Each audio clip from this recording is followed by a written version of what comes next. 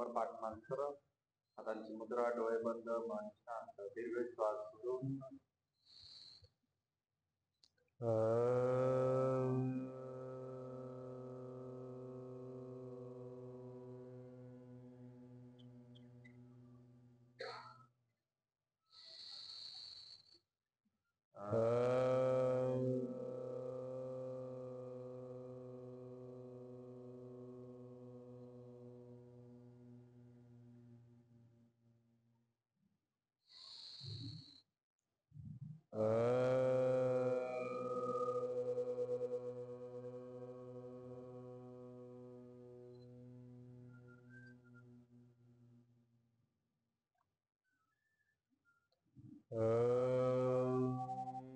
कृष्णाय वासुदेवाय हरये परमात्मने प्रणतः क्लेशनाशाय गोविंदाय नमो नमः।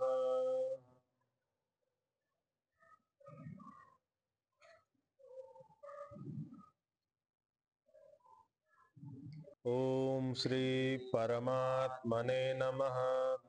अथ चतुर्थोऽध्यायः। श्री भगवानुवाच इमं विवस्वते योगं प्रोक्तवानहमव्ययम् विवस्वान्मनवे प्राह मनुरीक्ष्वाकवे ब्रवीत् एवं परम्परा प्राप्तम् इमं राजर्षयो विदुः सकाले नेह महता योगो नष्टः परन्तप स एवायं मया तेद्य योगः प्रोक्तः पुरातनः भक्तोऽसि मे सखा चेति रहस्यं ह्येतदुत्तमम्। पुढचा श्लोक।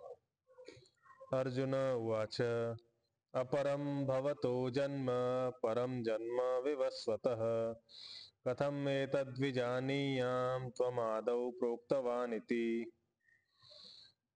आता अपरम आणि परम दोन शब्द आहेत, ठीक आहे, आणि दोन विरुद्ध शब्द आहेत। अ म्हणजे निषेध, तर अपरम म्हणजे अश्रेष्ठ, ह्याचे तीन अर्थ असू शकतात जे शास्त्रांमध्ये वापरलेत। तीन अर्थ, अश्रेष्ठ आणि श्रेष्ठ, जे एकदा आपण मागच्या अध्यायांमध्ये बघितले, दुसऱ्या अध्यायामध्ये। अपरम, परम, इंद्रियापासून श्रेष्ठ मन आहे, मनापासून श्रेष्ठ बुद्धी आहे, बुद्धीपासून श्रेष्ठ परम बुद्धी आहे, असं। तर तिथं परम शब्द वापरला होता, ठीक आहे, त्याचा विरुद्ध अर्थ अश्रेष्ठ। तर अश्रेष्ठ आणि श्रेष्ठ असे दोन अर्थ असतात। त्याच्यानंतर दुसरा अर्थ आहे पास आणि दूर। अपरम म्हणजे पास, जवळ, आणि पर म्हणजे दूर, लांब। आणि तिसरा अर्थ आहे की बहिर आणि अंतर। तर अपरम म्हणजे बहिर, ठीक आहे, आणि परम म्हणजे अंतर, बरोबर आहे। परम म्हणजे अंतर, हा, परम म्हणजे अंतर, अपरम म्हणजे बहिर, तसंच म्हणलो ना। तर अपरम भवतो जन्म, तुमचा जन्म अपर झालाय म्हणजे अर्वाचीन कालमध्ये झालाय, म्हणजे आता आधुनिक कालामध्ये झालाय। आणि परम जन्म विवस्वतः, विवस्वान मनूचा जन्म तर पहिलेच झालेला आहे। परम म्हणजे आधी, खूप आधी झालेला आहे। तर आधुनिक काल आणि प्राचीन काल, तर पर म्हणजे प्राचीन काल, अपरम म्हणजे आधुनिक काल, असं हे चौथा अर्थ आपण आत्ता बघितलं।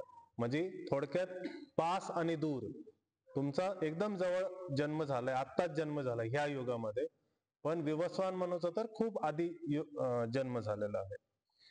तर ते म्हणतात की असं झालंय, तर कथम एतद् विजानीयाम, आम्ही कसं काय हे जाणू शकतो, मी कसं काय हे जाणू शकतो की त्वम आदौ, की तुम्ही आधी विवस्वान मनूला हे सगळं ज्ञान दिलेलं आहे, जे यांनी कालच सार रूप मध्ये सांगितलं होतं।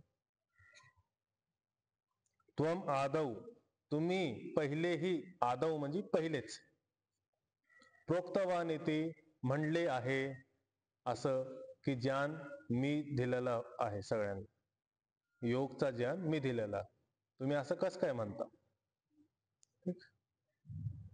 तर संधी नाही, कथम एतद मध्ये शब्द जोडलाय. कथम मध्ये म हलंत होता, अर्धा होता, त्याच्यासोबत एतद जोडला, एतद सोबत विजानीयाम जोडला. विजानीयाम मध्ये ज्या धातू आहे. ठीक आहे, ज्या धातू आहे जानण्या अर्थ मध्ये. इथं ज्या धातू विजानीयाम हा आशीर्लिंग वचनचं रूप आहे. आशीर्लिंग वचन मतलब जसं विधिलिंग वचन असतं की होना चाहिए, करना चाहिए, ह्या प्रकारचा अर्थ देतो. तसं आशीर्लिंग वचन आणि ह्यामध्ये माझ्यासाठी बोलण्यासाठी आहे की मला माहिती पाहिजे, मेरे को मालूम होना चाहिए, हम जाने क्या, ह्या प्रकारामध्ये म्हणजे प्रश्नच्या प्रकारामध्ये अर्थ असतो. त्वम आदव, त्वम हलंत होता, म हलंत होता, आदव सोबत जुडला. प्रोक्तवान इति, प्रोक्तवान मध्ये पण न हलंत होता, इति सोबत जुडला. तर इति म्हणजे अशा प्रकारे किंवा असा अर्थ असं. तर पहिला पाद आहे अपरम भवतो जन्म, दुसरा पाद आहे परम जन्म विवस्वतः, तिसरा पाद आहे कथम एतद् विजानीयाम, कथम एतद् विजानीयाम, वेगळे वेगळे करून म्हणा. त्वमादौ, त्वमादौ सोबत मिळून प्रोक्तवान इति.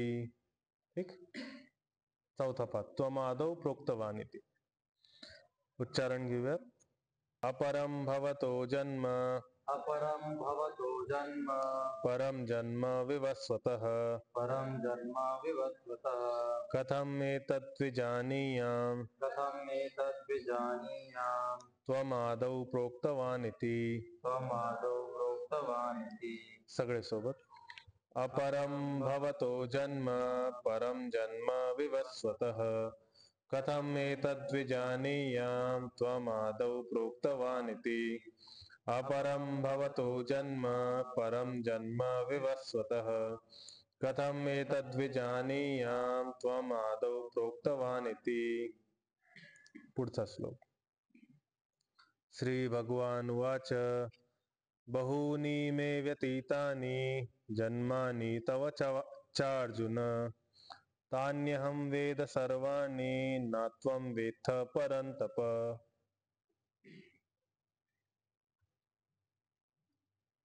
तर बहुनी मे व्यतीतानि, माझे खूप सारे जन्म आधी झालेले आहेत. ठीक आहे, व्यतीतानि म्हणजे व्यतीत झालेले आहेत, बीत चुके हैं. व्यतीतानि बीत चुके हैं. बहुनी मे म्हणजे माझे, बहुनी म्हणजे जन्म, बहुत जन्म, खूप सारे जन्म माझे व्यतीत झालेले आहेत, बीत चुके हैं.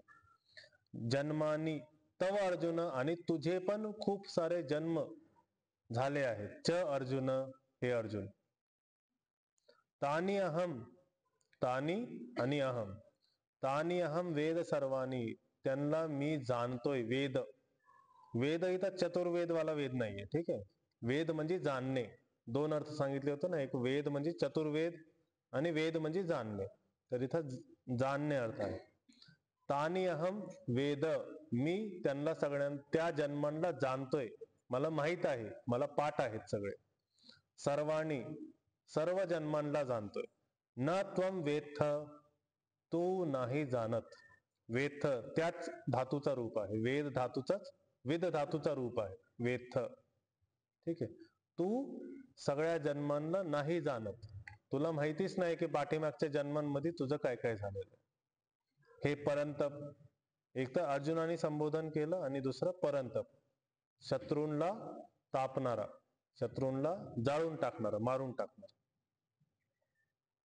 परंतप. ठीक, तर इथं फक्त दोन संधी आहेत. च अर्जुन, चा अर्जुन बनला, च प्लस अर्जुन, चा अर्जुन, आणि तानी प्लस अहम, इकार आणि अकार मध्ये संधी झाली य, तान्यहम. ठीक, तर तानी अहम असं थोडं स्पीड मध्ये म्हणलं तर तान्यहम आपोआप होऊन जात. तान्यहम वेद सर्व. तर पहिला पाद आहे बहुनी मे व्यतीतानी. ठीक आहे, इथं बहुनी मध्ये दीर्घ उकार आहे, मोठा उकार आहे, तर त्याला तसंच बहुनी मे. व्यतीतानी दीर्घ इकार, मोठा इकार आहे, तर मोठा उच्चारण करायचं. बहुनी मे व्यतीतानी. जन्मानी तव चार्जुन च अर्जुन चार्जुन दुसरा पाद. तिसरा पाद आहे तान्यहम वेद सर्वाणी. सर्वाणी पर्यंत तिसरा पाद आणि चौथा पाद आहे न त्वम वेत्थ परंतप. ठीक, उच्चारण घेऊयात. बहूनी मे व्यतीतानि बहूनि मे व्यतीतानि जन्मानि तव चार्जुन जन्मानि तव चार्जुन तान्यहं वेद सर्वाणि तान्यहं वेद सर्वाणि न त्वं वेत्थ परंतप. न त्वं वेत्थ परन्तप. सगळे सोबत. बहूनि मे व्यतीतानि जन्मानि तव चार्जुन तान्यहं वेद सर्वाणि न त्वं वेत्थ परंतप. बहूनि मे व्यतीतानि जन्मानि तव चार्जुन तान्यहं वेद सर्वाणि न त्वं वेत्थ परंतप. 6वा श्लोक. अजोपि सन् नव्ययात्मा भूतानामीश्वरोऽपि सन् प्रकृतिं स्वामधिष्ठाय संभवाम्यात्ममायया. अजः अपि, अजः शाश्वत, अजः असे शब्द आलेले आहेत आधी आत्माचा विश्लेषण करताना. तर अजन्म आहे, अजन्म असून सुद्धा अजन्म आहे. आणि इथं सन शब्द आहे, सन. ठीक आहे, सन आणि अव्यय आत्मा. ठीक आहे, दोन शब्द आहेत, सन आणि अव्यय आत्मा. तर सन मध्ये नकार नकार सोबत जुडलाय. तर एक सनचा नकार आहे, दुसरा नकार ऍड झालाय अव्यय आत्मामध्ये, अच्या जागेवरती न ऍड झालाय. ठीक, तर सनचा अर्थ असतो होते हुए. ठीक आहे, होताना. अजह अजन्म होताना पण, अपि अपि म्हणजे पण, अजन्म होताना पण, अजन्म होत असला तरी. अव्यय आत्मा आहे, मी अविनाशी आहे. अव्यय म्हणजे अविनाशी, मी अविनाशी आत्मा आहे. आणि भूतानाम ईश्वरोपि सन, अविनाशी असून सुद्धा भूतानाम, भूत म्हणजे हे आपण सगळे लोकसंसार मध्ये मनुष्याला सुद्धा भूत म्हणलेलं आहे. भूत कशामुळे म्हणलेलं आहे? कारण की भूतचा अर्थच असतो पाठीमागे गेलेला. मग आपण पण कधीतरी जाणारच आहे, त्यामुळे आपल्याला भूत म्हणलेलं आहे. ठीक आहे, तर भूतानाम ईश्वरोपि सन, तर अविनाशी असून सुद्धा मी भूतांचा ईश्वर आहे, या सर्व जगतचा ईश्वर आहे. ईश्वर म्हणजे पालन करणारा, धारण करणारा, नाश करणारा, तो ईश्वर. ठीक, आणि ईश्वर असून सुद्धा बघा परत सन आला. ईश्वर असून सुद्धा, ईश्वर होते हुए भी प्रकृतीम स्वामधिष्ठाय, मी प्रकृतीला स्वयंच्या वशमध्ये घेतोय.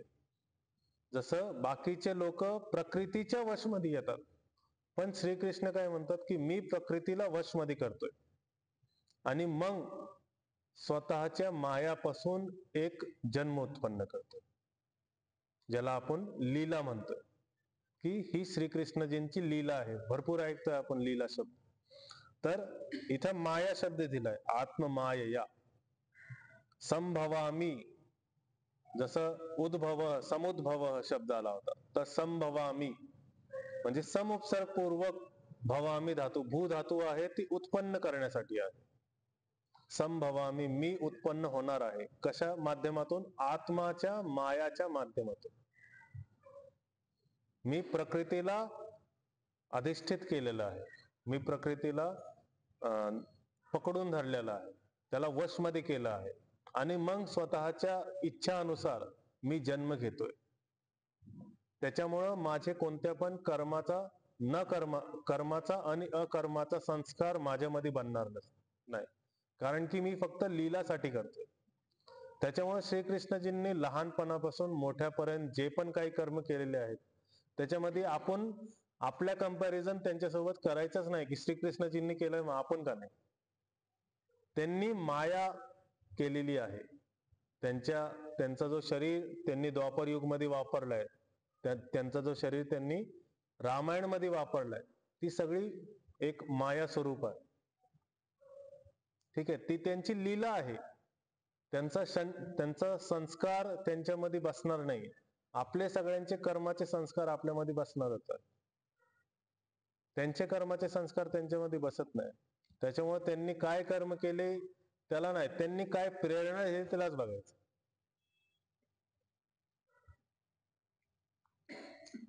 तर अजो अपि, अजह विसर्ग होता, विसरला उकार झाला, अपि पुढे असताना, आणि अपीचा अवग्रह चिन्हाच्या पाठीमाग सायलेंट झाला. अजो अपि संधी. ठीक आहे. सन अव्यय आत्मा, 3 शब्द आहेत. सन अव्यय आत्मा. अव्यय आत्मा मध्ये संधी झाली आकार, आणि सन आणि अव्यय आत्मा मध्ये संधी झाली न पुढे जुडलाय. सन सोबत अजून एक न जुडलाय, तर सन अव्यय आत्मा असं उच्चारण आहे. ठीक आहे. भूतानाम ईश्वरो, म हलंत होता, भूतानाम मध्ये म हलंत होता, ईश्वरो जुडला, ईश्वरोचा दीर्घ इकार जोडला. ईश्वरो अपि, ईश्वर विसर्ग होता, विसरला ओकार झाला, अपि पुढे असताना अपीचा अवग्रह चिन्हाच्या पाठीमागे सायलेंट. प्रकृतीम स्वाम अधिष्ठाय, स्वयंची प्रकृती अधिष्ठित करून, वश मध्ये करू. स्वाम, म हलंत होता, स्वाम अधिष्ठाय, म हलंत होता, अधिष्ठाय शब्द जोडलाय. ठीक. संभवामी, संभवामी आत्ममायया, संभवामी आणि आत्मामध्ये संधी आहे य, त्यासोबत आकार जोडला, आत्ममायया. ठीक है, आत्म माया के द्वारा, आत्मा की माया के द्वारा, आत्म माया एक समस्त पद आहे, त्याचा विग्रह असा, आत्मा की माया के द्वारा.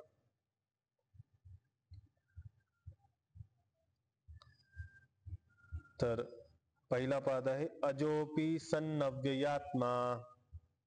सन्नव्ययात्मा असं म्हणा, सन्नव्ययात्मा. ठीक. दुसरा पद आहे भूतानाम ईश्वरोपि सन. इथं भूतानाम ईश्वरोपि सन असं उच्चारण आहे. भूतानाम आणि ईश्वरला वेगळं वेगळं उच्चारण करायचं. भूतानाम ईश्वरोपि सन. तिसरा पाद आहे प्रकृतीम स्वामधिष्ठाय, म जोडून टाका, स्वामधिष्ठाय. चौथा पाद संभवाम्य आत्ममायया, इथं पण यचं उच्चारण येऊन द्या, संभवाम्य आत्ममायया. ठीक. उच्चारण घेऊयात. अजोपि सन्नव्ययात्मा, अजोपि सन्नव्ययात्मा, भूतानामीश्वरोऽपि सन्, भूतानामीश्वरोऽपि सन्, प्रकृतिं स्वामधिष्ठाय, प्रकृतिं स्वामधिष्ठाय, संभवाम्यात्ममायया. संभवाम्यात्ममायया. सगळे सोबत. अजोपि सन्नव्ययात्मा, भूतानामीश्वरोऽपि सन्, प्रकृतिं स्वामधिष्ठाय, संभवाम्यात्ममायया. अजोपि सन्नव्ययात्मा, भूतानामीश्वरोऽपि सन्, प्रकृतिं स्वामधिष्ठाय, संभवाम्यात्ममायया. जसं काल पण सांगितलं होतं की ह्या अध्यायाचं नाव आहे दिव्य ज्ञान योग. ठीक आहे, किंवा ज्ञान संन्यास योग असं याला नाव दिलंय. का? की याच्यातल्या भरपूर गोष्टी तुम्हाला पटणार नाही, याच्यातल्या भरपूर गोष्टी ऐकायला पण भेटणार नाही, जास्त प्रचलित पण नाहीये भगवद्गीताचे हा अध्याय. का? लोकांना ह्या गोष्टी पटतच नाहीयेत. ठीक आहे, तर अर्जुनालाच नाही पटलेलं. पहिलं तर अर्जुनालाच नाही पटलं, आणि अर्जुन काय म्हणतो की 4थ्या श्लोक मध्ये की तुम्ही तर आत्ता जन्मलेत, आणि विवस्वान किंवा जे सूर्य होते, मनु होते, ते तर आधी जन्मलेत, मग तुम्ही कसं काय म्हणता की तुम्ही त्यांना सांगितलंय, तुम्ही हे सगळं ज्ञान त्यांना दिलं. तुम्ही याच्याविषयी थोडंसं मला सांगा की मी कसं समजू शकतो ह्या गोष्टी. मग श्रीकृष्ण काय म्हणतात की आतापर्यंत तुझे भरपूर जन्म झालेले आहेत. हे फक्त आपण त्या काळामध्ये पण मोजू शकतो आणि याच्या व्यतिरिक्त अजून जेवढे ब्रह्मांड येतं त्या ब्रह्मांडमध्ये पण मोजू शकतो. त्याच्या व्यतिरिक्त अजून जेवढे द्वापर युग आहेत त्या द्वापर युग मध्ये पण त्याच संदर्भात मोजू शकतो. म्हणजे उदाहरणार्थ जसं हा जो कलियुग आहे हा एक चतुर्युगचा एक कलियुग आहे. ठीक आहे. असाच चतुर्युग दुसऱ्या ब्रह्मांड मध्ये पण चालू आहे. तो एक स्पेसचा क्रिएशन झाला. एक टाइमचा आहे की टाइमचं रियल इन्कार्नेशन आहे, जिथं मी ह्या कलियुग मध्ये पण आहे आणि ह्याच पृथ्वी तळावर ह्याच ब्रह्मांड मध्ये ह्याच सूर्याच्या भोवती भूगोलमध्ये मी मागच्या कलियुग मध्ये पण होतो. असे रामायण भरपूर वेळ झालंय, महाभारत भरपूर वेळ झालंय आणि आता पण कलियुगच्या ज्या गोष्टी चालल्यात ते भरपूर वेळ आधी पण झालेल्या आहेत. ठीक आहे. तर हे झाल्यामुळं आपण याच्यामध्ये कसं समजणार की रामायणमध्ये वाल्मिकी रामायणमध्ये पण याची चर्चा आहे आणि अजून एक रामायण आहे ज्याच्यामध्ये काकभूषंडी नावाचा जो पक्षी होता त्यांनी 11 वेळेस रामायण पाहिलेले आहे आणि दरवेळेस रामायणचा मूल सेम राहणार की सीताहरण झालं रावणाला मारलं, सीताहरण झालं रावणाला मारलं, पण बाकी सगळी स्टोरी चेंज होणार. जसं एक रामायण मध्ये असं पण उल्लेख आहे, पुस्तकांमध्ये लिहिलेलं आहे, ग्रंथांमध्ये लिहिलेलं आहे, इतिहासमध्ये आपल्या, की तिथं रामजींनी सेतू नाही बनवला, शिवजींची आराधना केली आणि महादेवानी त्यांना धनुष्यबाण दिला.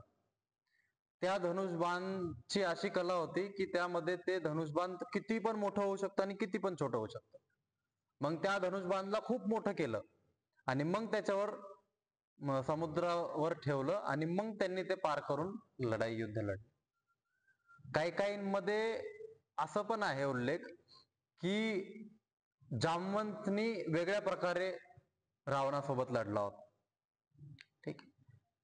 सीताचं स्वयंवर नव्हतं झालं, राजा जनक स्वतः घेऊन सीते माताला रामाच्या तिथं राज्यामध्ये घेऊन गेले होते. म्हणजे अशा वेगळ्या वेगळ्या प्रकारचे पण त्याच्यामध्ये ऐकायला आपल्याला भेटतं की रामायण 11 वेळेस तर ते काकभूषंडीने ऐकली, पण अशी अंगिनत वेळेस रामायण झाली. ठीक आहे. आणि ह्या पृथ्वीवर झाली एका दुसऱ्या पृथ्वीवर झाली एका कुठं झाली ते आपल्याला सांगता येणार नाही. आता जर इथं ग्रंथ लिहिलेत म्हणजे इथं लिहित असेल ती गोष्ट. ठीक आहे. जसं डायनासॉरच्या विषयी पण ज्यावेळेस आपण बोलतो किंवा दुसऱ्या जीवांच्या विषयी पण ज्यावेळेस कार्बन डेटिंग करतात त्यावेळेस असं समजतं की एकदा ही सगळं पृथ्वी एकदम सुसमृद्ध सगळी चांगली होती आणि त्यावेळेस आपल्याऐवजी डायनासॉर आणि उडणारे पक्षी खूप मोठे मोठे ते राज करत होते. मग त्या काळामध्ये जर मनुष्य असतील तर मनुष्यांनी त्या जनावरांवर राज करून पक्ष्यांवर राज करून त्यांना त्यांचं वाहन बनवलं असेल आणि त्या वाहनाच्या मदतीने ते जे पुष्पक विमान आहे किंवा ज्या पण गोष्टी आहेत रावणाच्या त्या गोष्टी तिथं सिद्ध होतात. ठीक आहे. ही 8-10 लाख वर्ष आधीची गोष्ट आहे ह्याच युगमध्ये आणि असे कितीही महायुग झालेले असणार आहेत. त्याच्यामुळे आपल्याला चतुर्युग महायुग ह्यामध्ये काळाचं दृष्टिकोन मोठं करणं, स्पेस टाइमचं दृष्टिकोन मोठं करणं खूप गरजेचं आहे. नाहीतर आपल्याला हे एक्सेप्ट होणार नाही गोष्टी. ठीक आहे. आपल्याला असं समजायचं की याच्यात जे सांगितलंय ते खरं सांगितलंय, आपल्या समजच्या आता सध्याला परे आहे, पलीकडे आहे, तरी आपण याला मानणं. शास्त्रामध्ये ज्या गोष्टी लिहिल्यात, वेदमध्ये ज्या गोष्टी लिहिल्यात त्याला मानणं की हे बरोबर आहे. आपलं लॉजिक लावून त्याला चुकीचं म्हणणं हे चुकीचं आहे. का की जर एका 10वीच्या मुलाला जर ब्लॅक होलच्या विषयी सांगितलं काही डीप क्वार्ट्स काय असतात किंवा क्वांटम फिजिक्स काय असते. क्वांटम फिजिक्स मध्ये स्लिट एक्सपेरिमेंट आहे, ज्याच्यामध्ये इलेक्ट्रॉन्स असे शो करतात की तुम्ही जर पाहिलं तर ते बरोबर जागेवर जाणार, आणि तुम्ही नाही पाहिलं तर ते त्यांच्या हिशोबाने कुठं पण जातील. म्हणजे आपल्या ऑब्झर्विंग वर आपण पाहतोय, आपण लक्ष देतोय, आपण आपली चेतना शक्ती त्याच्यासोबत कनेक्ट करतोय, तर तो चांगला वागणार. आपण कनेक्ट नाही केलं तर तो त्याच्या हिशोबाने कसं पण वागणार. हे आपल्याला फक्त मी इलेक्ट्रॉनची गोष्ट नाही सांगत, हे मनुष्यामध्ये पण अप्लाय होतं डायरेक्ट. की मी जर इथं अधिकार आहे माझा आणि मी ऑब्झर्वर आहे आणि मी सगळ्यांना एक एक्सरसाइज सांगितली, ठीक आहे, तर माझं जर इथं लक्ष आहे आणि इथल्या व्यक्तीला नाही करायचं, माझं लक्ष गेलं तर तो करणार लगेच चालू, आणि लक्ष नाही गेलं तर तो त्याच्या मर्जीने जे काय करणार तो ते करणार. असं इलेक्ट्रॉन मध्ये पण ती इंडिव्हिज्युअल कॉन्शियसनेस किंवा एक डिफरेन्शिएशन आपल्याला दिसतं की तो कसा ऑब्झर्व केल्यामुळे कॉन्शियसनेसमुळे बदल करतो. ठीक आहे, ह्या गोष्टी जर एक 5वीच्या 7वीच्या मुलाला सांगितलं, त्याला एक्सेप्ट होणार नाही. ठीक आहे, त्या प्रकारे आपल्याला पण ही एक्सेप्ट होत नाही, कधी कधी एक्सेप्ट होत नाही, भरपूर लोकांना नाही होत.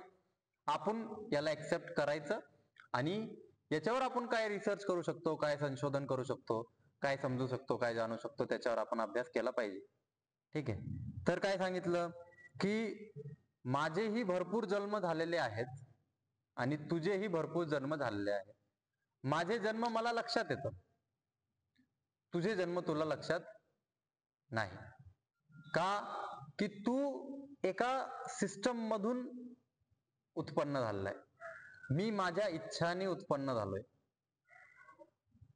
आता इथं आपल्याला हे समजणं गरजेचं आहे की कृष्णचे जुने संस्कार नव्हते असं इथं सांगायचा प्रयत्न केलाय, की ते त्यांच्या यांनी मोक्ष प्राप्त केला, त्यांनी ते गेले तर त्यांचे संस्कार गेले, सगळं गेलं. आत्मा जी आहे ती परमात्मा सोबत लीन झाली, एक आत्मा झाली. ठीक आहे, कृष्णाची एक इंडिव्हिज्युअल आत्मा असणार आहे. ती इंडिव्हिज्युअल आत्मा ज्यावेळेस कृष्णाची मृत्यू झाली त्यावेळेस ती इंडिव्हिज्युअल आत्मा डायरेक्ट परमात्मा मध्ये लीन होऊन जाणार, डायरेक्ट मोक्ष प्राप्त होणार. का? की त्यांचे अजिबात संस्कार आणि कर्मबंधन बनले नाहीये.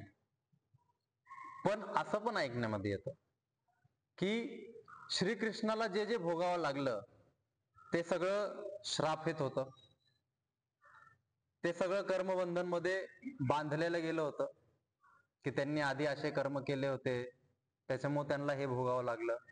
हे आहे उल्लेख. ठीक आहे, त्या काळामध्ये तुम्ही तसं केलं होतं, 2-3 जन्म आधी तुम्ही असं केलं होतं आणि त्याच्यामुळे तुमच्या जीवनामध्ये आता असं झालं. अशा पण शास्त्रामध्ये गोष्टी आपल्याला ऐकण्याला भेटतात. तर 2 प्रकारचे जीवन इथं आपल्याला समजावं लागतं, की कसं एखादा चेतना शक्ती आत्मा ज्यावेळेस इंडिव्हिज्युअल तयार होती, तर ती इंडिव्हिज्युअल आत्मा कोणत्या प्रकारे मनुष्याचा शरीर धारण करू शकते. याच्यामध्ये 2 गोष्टी येतात. ठीक आहे, एक आहे की प्युअर एव्होल्युशनच्या थ्रू येणार, विकसित होऊन होऊन सगळे अवतार घेऊन 84 लाख योनींमधून उत्पन्न होऊन मग ती मनुष्य अवतार घेणार. ठीक आहे, आणि दुसरं एक आहे जी चेतना शक्ती कनेक्ट झाल्याबरोबर प्रकृती सोबत तिचं स्तर एवढं उच्च होतं की ती डायरेक्ट मनुष्यामध्ये अवतरित झाली.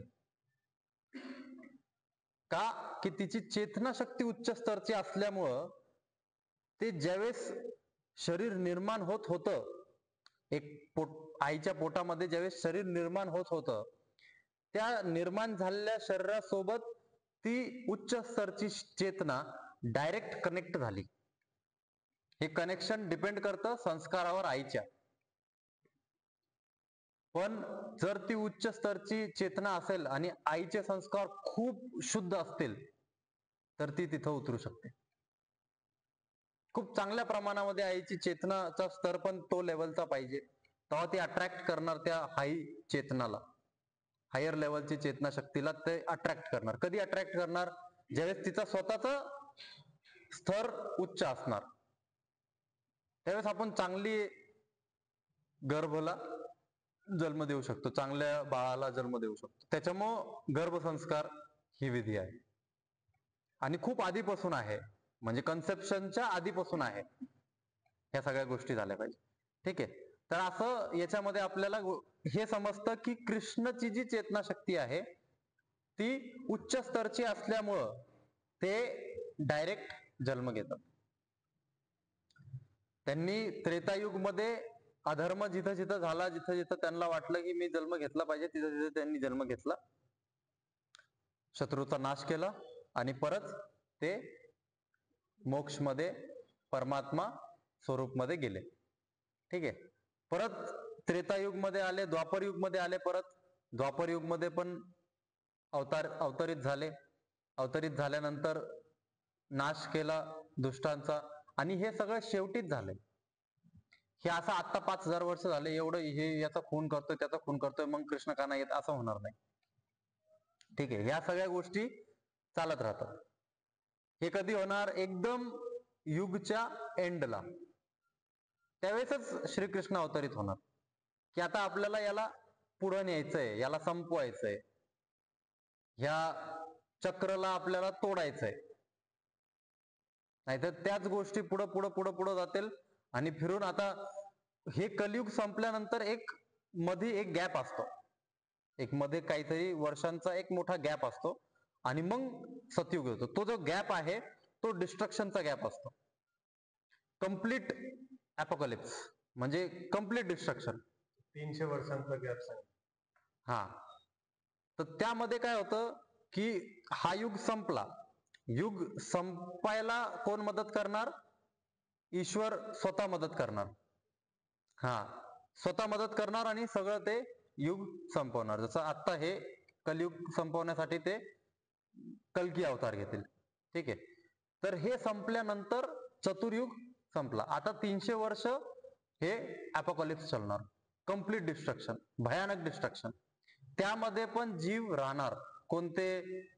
ज्यांचे कर्म राहिलेत, ज्यांचे कर्मबंधन राहिलेत, ज्यांचे पाप कर्म पुण्य कर्म जे पण आहे ते राहिलेत, ते त्यामध्ये जन्म घेतील. आणि असं पुस्तकांमध्ये, भविष्यवल्लीमध्ये किंवा वेगळ्या वेगळ्या ग्रंथांमध्ये, पुराणमध्ये असं सांगितलंय की असे 20-20 इंच म्हणजे समजा 1.5 फूट 1 फूट एवढे एवढे लोक असतील. ठीक आहे. आणि उष्णता एवढी असेल की बाहेर पडल्याबरोबर माणूस जळून जाईल. तर ते आतमध्येच त्यांनी अशी व्यवस्था करून ठेवलेली असणार आहे की ते आतमध्येच राहणार, कशाचं तरी आतमध्येच राहणार. आणि जर त्यांना काही पकवायचंय बनवायचंय तर ते हळूच बाहेर काढणार आणि आतमध्ये ओढून घेणार, पकलं की आतमध्ये घेणार, मातीमध्ये पुरणार, ते गरम झालं मातीमधून की बाहेर काढणार. तर अशा प्रकारचे त्या एवढ्या वर्षानंतर अशा गोष्टी होणार आहेत असं सांगितलं. ठीक आहे. आणि जे जे सांगितलंय ते होत राहिले आणि होत राहणार. ठीक आहे. आपल्याला दिसतंय, आपल्याला समजतंय, ह्या सगळ्या गोष्टी काळानुसार होणारच आहे. ठीक आहे. तर की मला ह्या सगळ्या जन्माच्या विषयी, माझ्या जन्मांच्या विषयी माहित आहे.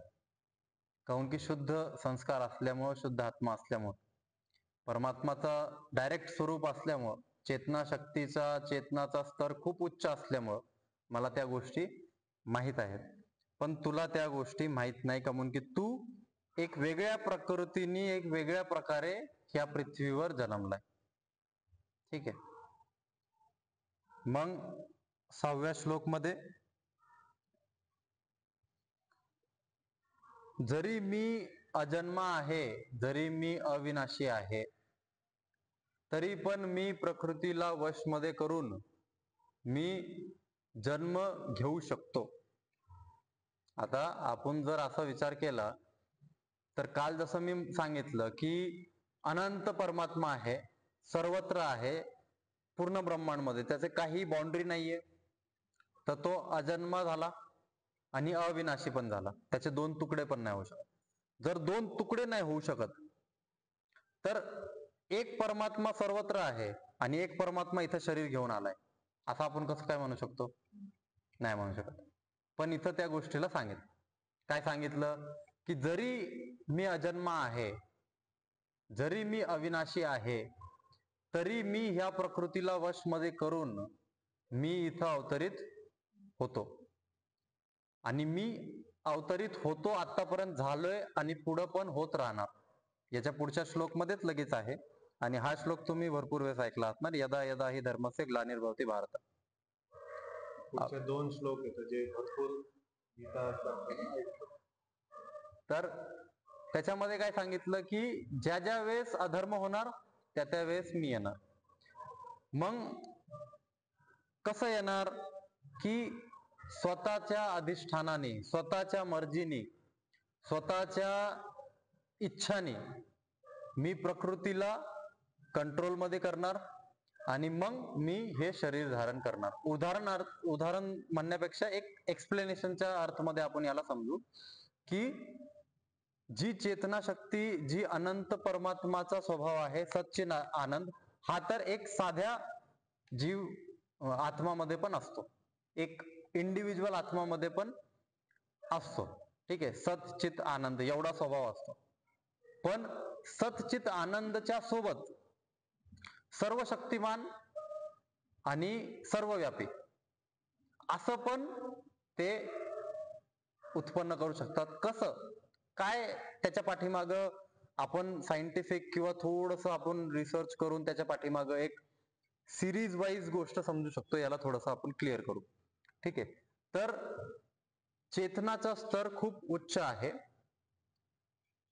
खूप जास्त लोकमध्ये, ब्रह्मांडमध्ये खूप जास्त कलोहल झालेला आहे. आणि त्याच्यामुळं ही जी अनंत शक्ती आहे, ही शक्ती त्याला बॅलन्स करण्यासाठी, ही शक्ती काय करतीये? कंटिन्युअस बॅलन्स करतीये. आपण जर झाडं काटत राहिलो, कापत राहिलो आणि याला सगळं बिल्डिंग केलंय आपण, तर काय होणार? उष्णता वाढणार, पाणी जमा थांबणार नाही, होल्ड करणार नाही. काऊन की झाडांचे जड पाण्याला धरून ठेवतात. वॉटर बॉडीजला धरून ठेवण्याचं काम आहे जंगलाचं. जर ते आपण कट केलं तर हे सगळं होणार. तर मग हे कोण बॅलन्स करतंय? ही ती सुप्रीम एनर्जी बॅलन्स करणार की यांनी असं केलं तर मी असं करतो, मग मी पूर्ण वाहून देणार, पूर्ण बाढ आणणार मोठं, किंवा अर्थक्वेक आणणार, किंवा ह्या सगळ्या गोष्टी जे नॅचरल कलॅमिटीज होतात, हे काय बॅलन्सिंगचा प्रकार आहे. कोण करतंय हे बॅलन्स? परमात्मा करतोय बॅलन्स. कसा करतोय? नियमबद्ध केलेले आहेत सगळ्या गोष्टी. मग एखादी चेतना शक्ती खूप जास्त प्रमाणामध्ये दरिद्रता, खालच्या पातळीला खूप जास्त प्रमाणामध्ये स्ट्रॉंग झालीये. जसे कली जो आहे तो असणार, जसं रावण होता, त्यांनी तप केला, खूप मोठ्या जप केले, तप केले, आणि ते सगळं करून काय केलं? सीतामातेचं हरण केलं. म्हणजे त्याची चेतनाचा जो स्तर होता तो एकदम निम्न स्तर होता, पण त्या स्तरमध्ये तो एकदम स्ट्रॉंग होता. एखादा माणूस शरीराने खूप स्ट्रॉंग असू शकतो, त्याला मी जर मारायचं म्हणलो, माझी चेतनाची शक्ती खूप चांगली असो, काही असो, पण मी त्याला मारायचं म्हणलो, तो मला एका हातातच पाडून देईल. तर इथं काय झालं? बॅलन्स नाही झालं. तुम्हाला समजतंय? ज्यावेळेस चेतनाचा निम्न स्तर खूप स्ट्रॉंग होतो, त्यावेळेस एक उच्च स्तरचा स्ट्रॉंग तिथं जन्माला येतो आपोआप. कसं? नियम आधारित परमात्माच्या द्वारे. कशामुळं? त्याला सगळं बॅलन्स करण्यासाठी. आता असा कोण व्यक्ती दिसतोय का आपल्याला पॉवरफुल, एकदम खतरनाक, जो पूर्ण पृथ्वीवर कंट्रोल करू शकतो? कोण नाही करू शकत. पुतीन नाही करू शकत, मोदी नाही करू शकत, ट्रम्प नाही करू शकत, कोण नाही करू शकत. ठीक आहे, सगळ्यांना कोणाने कोणाची भीती आहे, सगळ्यांचा अंत आहे. पण तो जो कली असणार त्याला मारणं अवघड असणार आहे. तो निम्न चेतनाचा मजबूत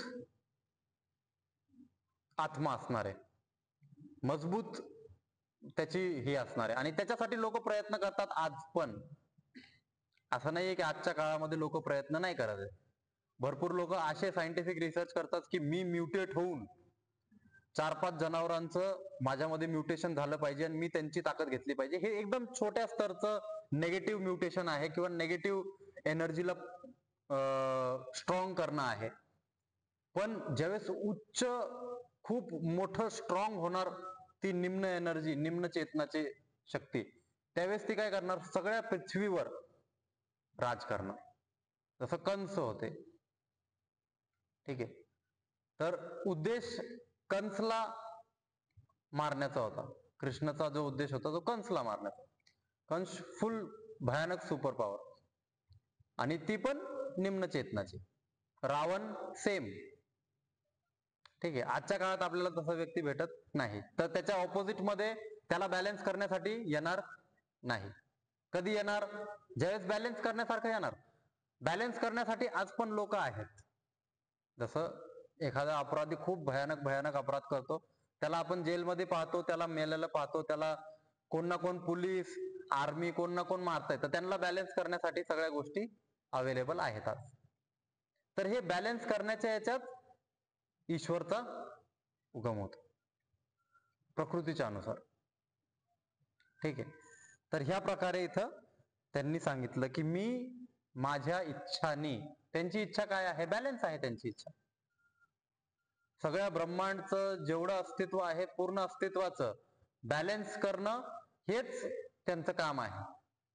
ते प्रत्येक गोष्टीने करणार बॅलन्स. आपण जर जास्त खाल्लं तर ते बॅलन्स कसं करणार? शरीर वाढवून बॅलन्स करणार. आपण जर जास्त कोणत्याही गोष्टमध्ये अति केली तर ते बॅलन्स कसं करणार? त्या प्रकारे करणार. वृद्धी करायचा उपाय काय मग? सगळ्या गोष्टी बॅलन्स होणार आहेत, तर वृद्धी करायचा उपाय काय? वृद्धी करायचा उपाय हे की इकडून तुम्ही जाताय ना वर, तर इकडून पण वर या. समजतंय? जर आपण लाखपासून 2 लाख रुपये कमवतोय आणि लाख रुपये आपला खर्च आहे, तर आपल्याकडे लाख रुपये वाचतात, त्याच्यामधलं तुम्ही 50,000 दान करून टाका. त्याच्यामुळे दान पुण्याला महत्व आहे की बॅलन्स करणं हे गरजेचं होऊन जातं. तुम्ही जर बॅलन्स नाही केलं तर दुसऱ्या प्रकारे बॅलन्स होणार. ते 50,000 दुसरीकडे कुठंतरी जातील, तुमच्या दवाखान्यात जातील किंवा तुमच्या दुसऱ्या गोष्टींमध्ये जातील. तुम्हाला घराला, गाडीला खर्च येईल, अशा गोष्टी होतात. ठीक आहे. तर ते बॅलन्स आपोआप होणार. त्या बॅलन्सला कोणी थांबू शकत नाही. ते अंबानी असो, नाहीतर ट्रम्प असो, नाहीतर एलॉन मस्क असो, कोणी पण असो, त्याच्याकडे ज्या गोष्टी येतात, त्यांनी ज्या प्रकारे वृद्धी केली, त्या वृद्धीमध्ये त्याला बॅलन्स करणं गरजेचं आहे. त्यांनी बॅलन्स नाही केलं तर त्याच्या वेगळ्या प्रकारे बॅलन्स होणारच आहे. सगळे एनर्जी, अंगिनत एनर्जी आहेत, अंगिनत एनर्जीचे टाइप्स आहेत, व्हेरिएशन आहेत, त्या सगळ्या एनर्जी मिळून बॅलन्स करतात. आपल्या शरीरामध्येच 11 सिस्टम आहेत. या 11 सिस्टमला बॅलन्स करणं खूप अवघड आहे. त्याच्यामुळे वेगळे विकृती होतात आणि त्याच्यामुळे वेगळे प्रकारचे दुखणे होतात. 11 सिस्टमला बॅलन्स करणं, तुम्ही मस्क्युलर सिस्टमला बॅलन्स केलं तर नर्वस सिस्टम खराब होईल, नर्वस सिस्टमला बॅलन्स करायला गेले तर सर्क्युलेटरी सिस्टम खराब होईल. 11 सिस्टमला बॅलन्स करायचा उपाय मग आपण काय करतो? काही ना काही प्रयत्न करत राहतो. योग करतो, ध्यान करतो, जेवणावर कंट्रोल करतो, काम करताना कंट्रोल करतो, व्यायाम करताना कंट्रोल करतो स्वतःवर, किंवा बॅलन्स मध्ये सगळ्या गोष्टी करायचा प्रयत्न करतो. तरी पण होत कम्प्लिटली नाही. मग त्याला बॅलन्स कोण करतं? परमात्मा करतो. कशा प्रकारे करतो? वेगळ्या प्रकारे करतो. कधी आजार देणार, कधी त्रास देणार, कधी सर्दी देणार, कधी खोकला देणार. त्याचं कामच आहे बॅलन्स करणं. ठीक. तर अशा प्रकारे ह्या सगळ्या गोष्टी आहेत. काही प्रश्न असतील तर विचारा.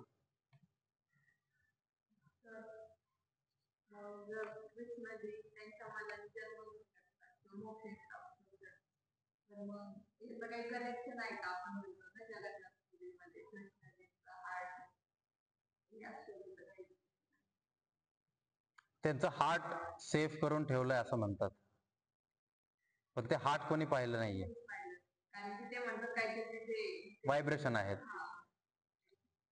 आता हार्ट ऍक्च्युअली मध्ये हार्ट एक मास आहे, मसलचा लोथडा आहे. ठीक आहे. त्याच्यामध्ये चेतनाशक्ती जर त्यांनी ठेवली असेल तर तिथं ते जाणवत असेल. ते जाऊन पाहणं, रिसर्च करणं तो सगळा भाग आहे. त्याच्यावर आपण अजून पाहिलं नाही, आपण अजून त्याचं रिसर्च पाहिलं नाही, त्याच्यावर कोणी काही गेलं पण नाही. असंच भरपूर रहस्य येतं. भानगडच्या किल्ल्याचं रहस्य आहे, त्याच्यानंतर कैलाश पर्वतचं रहस्य आहे, असे भरपूर रहस्य येतं. ठीक आहे, तिथं जाऊन आपण त्याच्यावर रिसर्च करू शकतो, पण तिथं रिसर्च करण्याची परमिशन आपल्याला देत नाही. आणि तिथं जरी गेलो रिसर्च करायला तरी आपण त्या शक्तीला ती जी उच्च स्तरची शक्ती आहे त्याला आपण जर बॅलन्स नाही केलं तर आपला नाश होऊन जाणार. क्लिअर गोष्ट आहे. आणि नाश झाला तर आपण काय सांगणार लोकांना? ठीक आहे. मग तेच ना,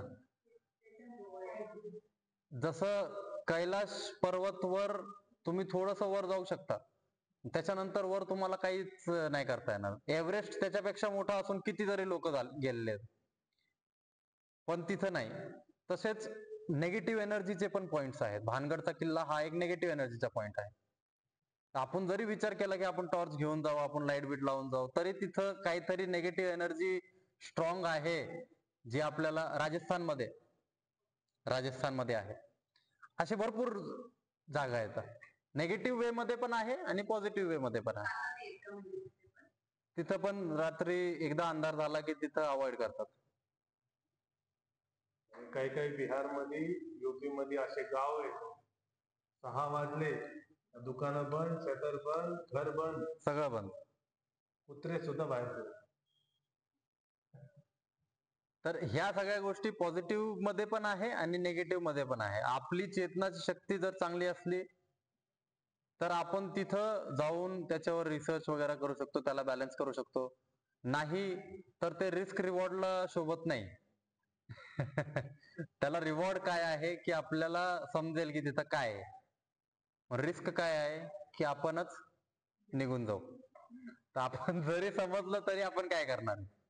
ठीक आहे. एखाद्याची इच्छा असली की मला प्रबल इच्छा आहे, मला जाणायचंच आहे, तर तो ते करू शकतो. त्याच्यासाठी परमिशन पण लागतं बरोबर.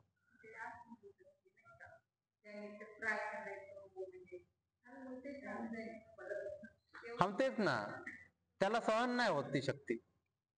अश्वत्थामा आतापर्यंत जिवंत आहे, पण जो पण व्यक्ती अश्वत्थामाला पाहिला त्याच्या गुफामध्ये, त्याच्या जवळपास पण जातोय, तो एकदम जर्जरित अवस्थामध्ये येतो. परत माघारी येतो किंवा माघारी पण येतो. तिथं सांगता पण येत नाही, बोलता पण येत नाही. मग अशा गोष्टी येतं आपण नाही, ट्राय करायला हरकत नाही, पण तुमची स्तर तेवढा पाहिजे.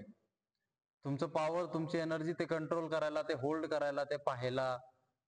एखादी गोष्ट जसं फोटोमध्ये आपण एखाद्याला चाकू मारला, स्टॅब केल्या, नाटून कापून त्याचे आतडे बाहेर पडले, तेवढं पण आपण फोटोमध्ये पाहू शकत नाहीये. आपण लगेच असं करतो. म्हणजे आपली चेतनाशक्ती त्याला पण बॅलन्स नाही करत आहे, हँडल नाही करत आहे. तर आपण कुठं हाय आणि लो लेवलच्या गोष्टींमध्ये फसायचं पाहतोय. ज्या लोक असं थोडस एक्साइटमेंट मध्ये, इंद्रियांच्या वशमध्ये होऊन की मला करायचं ते जातात, ते मग त्यांना नुकसान होतं. जे उच्च स्तरचे आहेत त्यांनी केलंय, पण त्यांना पाहतात पण ते, मग जातात पण ते, करतात पण, त्यांना अनुभव पण होतात तिथं गोष्टी, ते सांगतात पण.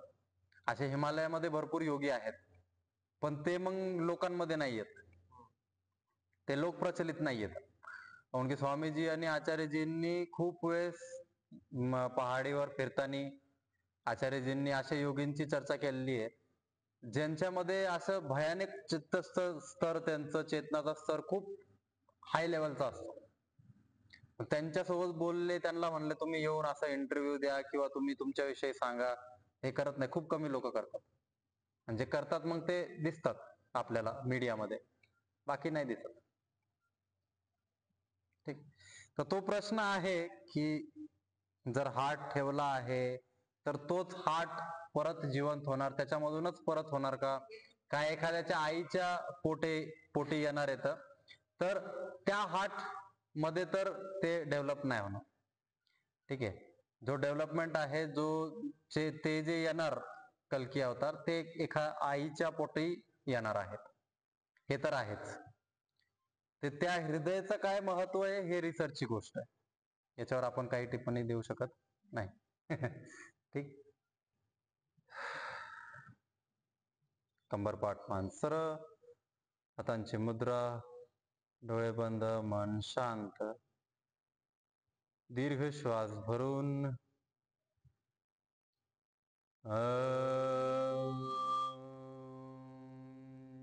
यो शांतिरंतरिक्षगम शांतिर्पृथ्वी शांतिरापः शांतिरौषधयः शांति वनस्पतयः शांतिर्विश्वे देवा शांतिर्ब्रह्म शांति शांति शांतिरेव शांति सामा शांतिरेधि. ओम शांति शांति शांति.